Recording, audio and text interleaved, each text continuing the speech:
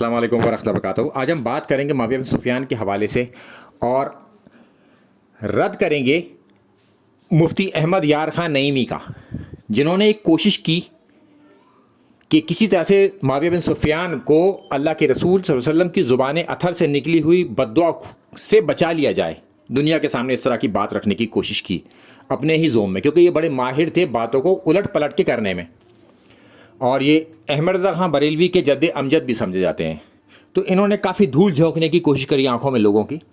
تو میں سب سے پہلے آپ کو دکھاتا ہوں امام ابن ابی عاصم کے حوالے سے، جو پہلے 300 سال کے امام ہیں اور اہل سنت میں سے ہیں۔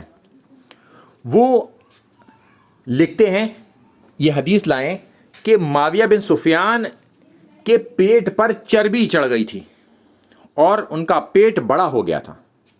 انہوں نے سب سے پہلے بیٹھ کر خطبہ دینا شروع کیا۔ تو بیٹھ کر خطبہ کون دیتا ہے؟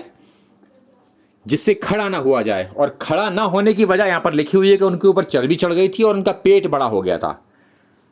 اچھا، اب اس کے آگے چلتے ہیں مصنف ابن ابی شیبہ میں۔ یہ بھی اہل سنت کے ایک بڑے امام ہیں،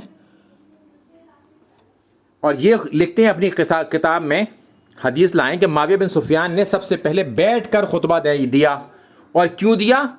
ان کا جسم فروا یعنی کہ موٹا ہو چکا تھا اور پیٹ بڑا ہو گیا تھا۔ تو کسی کا جسم پر چربی چڑھ جائے اور اس کا پیٹ بڑا ہو جائے تو اس کا وجہ کیا ہوتی ہے؟ کہ وہ زیادہ کھاتا ہے۔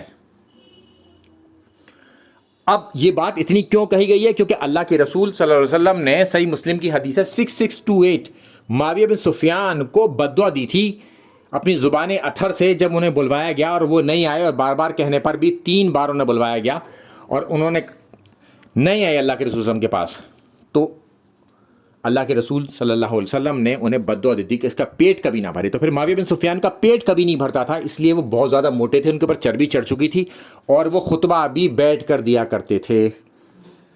اب دلائل النبوہ کی بات کرتے ہیں۔ اس میں ہے 2506 پیج نمبر 159 اور والیوم نمبر 6، جو کہ آپ کے ڈسپلے پر بھی آ رہا ہوگا۔ اس میں یہ لکھتے ہیں کہ معاویہ بن سفیان کا ہمیشہ پیٹ نہیں بھرتا تھا، کیونکہ یہ بد دعا لگ گئی تھی معاویہ بن سفیان کو، اس لیے پیٹ نہیں بھرتا تھا، کیونکہ اللہ کے رسول صلی اللہ علیہ وسلم کی بد دعا دیں وہ اور وہ لگے نہ، یہ ہو نہیں سکتا۔ تو بہت سارے لوگ اس کی تعویل کرنے کی کوشش کرتے ہیں، امام نووی نے بھی اس کی تعویل کرنے کی کوشش کری تھی کسی طریقے سے، مگر اس کی تعویل کوئی کر نہیں سکتا، کیونکہ زبان نے اطہر سے بات نکلی اور معاویہ بن سفیان کو لگ گئی، اور معاویہ بن سفیان کا پیٹ نہیں بھرا، کیونکہ وہ بہت زیادہ کھاتے تھے، اس لیے ان کے اوپر چربی چڑھ گئی تھی اور ان کا پیٹ بھی موٹا تھا۔ اب کسی کے الٹے ہی گیئر پڑ گئے ہوں تو پھر اس کا کیا علاج ہو سکتا ہے؟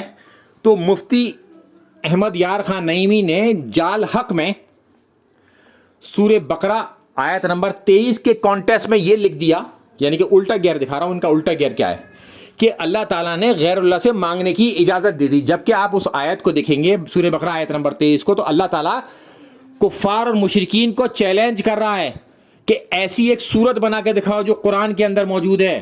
ان کو چیلنج کیا کفار کو، اور انہوں نے اس سے رزلٹ کیا نکالا کہ غیر اللہ سے مدد مانگنے کی۔ اور بریلوی جب بھی یہ کہے گا نا غیر اللہ سے مدد مانگنا، وہ کہہ رہا ہوگا جو غائب میں مدد، سامنے سے مدد نہیں کہہ رہا ہوگا، وہ غائب میں مدد کہہ رہا ہوگا، جو شخص وہاں موجود نہ ہو اس سے مدد مانگنا، اور جو دنیا سے جا چکا ہو یعنی کہ اپنی برزخی زندگی میں ہو اس سے مدد مانگنا۔ انہوں نے قرآن کی اس آیت سے یہ مدد مانگنے کی، یہ ثابت کرنے کی کوشش کری، اور اپنی عوام کو خوب اچھی طرح دھوکہ بھی دیا ہے، کیونکہ ان کی عوام سوچتی نہیں، پیچھے پیچھے چلتی ہے۔ اب چلتے ہیں اس کتاب کے پاس جس میں انہوں نے معاویہ بن سفیان کا اللہ کے رسول صلی اللہ علیہ وسلم کی زبان اطہر سے نکلی ہوئی بد دعا کا دفاع کرنے کی کوشش کی ہے، کسی طریقے سے کوئی تعویل کر دی جائے۔ اور تعویل کرتے میں انہوں نے کیا غلطی کر دی کہ ابن عباس رضی اللہ تعالیٰ عنہ کے اوپر انہوں نے اشاروں کناروں پر الزام لگانا شروع کیا۔ ایک طلیق کو بچانے کے لیے اہل بیت اللہ کے رسول صلی اللہ علیہ وسلم کے گھر والوں پر الزام لگایا، انہوں نے انگلیاں اٹھائیں اور طریقے کے ساتھ، کیونکہ یہ بڑے جالساز ٹائپ کے لوگ تھے، یہ طریقے سے بات کرتے تھے اور اچھی طرح سے دھوکہ دیتے تھے لوگوں کو۔ اب ان سے جب یہ پوچھا گیا تو انہوں نے اس کا جواب میں یہ لکھا ہے کہ ہو سکتا ہے کہ ابن عباس انہیں دیکھ کر ہی لوٹ آئے ہوں، ان سے یہ بات کہیں نہ ہو، یعنی کہ جیسے کہ یہ وہاں پر بیٹھے ہوئے تھے کیمرہ لے کے، اور انہوں نے یہ بات دیکھ لی کہ ابن عباس تو خالی دیکھ کے چلے گئے، ان سے بات ہی نہیں ہوئی. یہ الفاظ حدیث کے اندر موجود ہی نہیں ہیں، مگر یہ ان کے اپنے الفاظ ہیں. انہوں نے کیمرہ لگا رکھا تھا، ان کو کیمرے سے پتہ چل گیا اور یا انہوں نے خواب دیکھ لیا ہوگا. چونکہ بریلوی بھی تو خواب بھی دیکھ سکتے ہیں نا، خواب دیکھ کے بتا دیں گے ساری بات. تو انہوں نے خواب میں دیکھا یا کیمرہ لگا کے کہ ابن عباس ان کو بغیر بتائے دیکھ کے آ گئے، اور اللہ کے رسول صلی اللہ علیہ وسلم کو بھی پتہ نہیں چلا. انہوں نے بس خامہ خواہ بدعا دے دی معاویہ بن سفیان کو. جی کہاں تک انگلی اٹھا رہے ہیں دیکھ رہے ہیں آپ، ایک طلیق کو بچانے کے لیے. طلیق سمجھتے ہیں جو فتح مکہ پر معافی مانگ کر اسلام لائے، یعنی کہ طلاق دے کر انہوں نے چھوڑ دیا گیا، بس معاف کر دیا گیا. اب ابن عباس کے بارے میں بتا دوں کہ حضرت عمر ابن عباس کو سب سے آگے رکھتے تھے اور بدری صحابیوں کے ساتھ انہیں بٹھاتے تھے. وہ بہت ینگ تھے، وہ چھوٹے تھے، تو لوگوں کو اس بات پر اعتراض ہوتا تو حضرت امیر المومنین حضرت عمر رضی اللہ تعالیٰ عنہ نے ایک آیت کا مفہوم جاننے کی کوشش کی. تو الگ الگ لوگوں نے الگ الگ مفہوم بتایا، کچھ لوگوں نے اس کو منع کر دیا کہ ہمیں پتہ نہیں. مگر جب ابن عباس سے انہوں نے پوچھا کہ اس آیت کا مفہوم کیا ہے جو حدیث ڈسپلے پر ہے، تو انہوں نے کہا کہ ان سب چیزوں سے یہ معلوم ہوتا ہے کہ اللہ کے رسول صلی اللہ علیہ وسلم اب دنیا سے جانے والے ہیں. یہ اس کی طرف دلائل دے رہی ہیں، اس کی طرف اشارہ کریں. تو حضرت عمر نے کہا کہ ہاں میں بھی یہی سمجھتا ہوں اس کو، چونکہ اللہ کے رسول صلی اللہ علیہ وسلم نے ابن عباس رضی اللہ تعالیٰ عنہ کو دعا دی تھی کہ ان کو اللہ تعالیٰ قرآن کا علم عطا فرما، یعنی کہ کتاب کا علم عطا فرما، اور انہیں حکمت کا علم عطا فرما. تو اس کی وجہ سے ان کو علم بہت زیادہ تھا، اللہ کے رسول صلی اللہ علیہ وسلم کی دعا تھی انہیں، اور اسی وجہ سے حضرت عمر بھی انہیں اپنے پاس بلاتے تھے. مگر مفتی احمد یار خان نعیمی نے ان کے اوپر ہی انگلی اٹھا دی، جیسے کہ وہ کیمرے سے وہاں دیکھ رہے تھے کہ ابن عباس کیا کر رہے ہیں.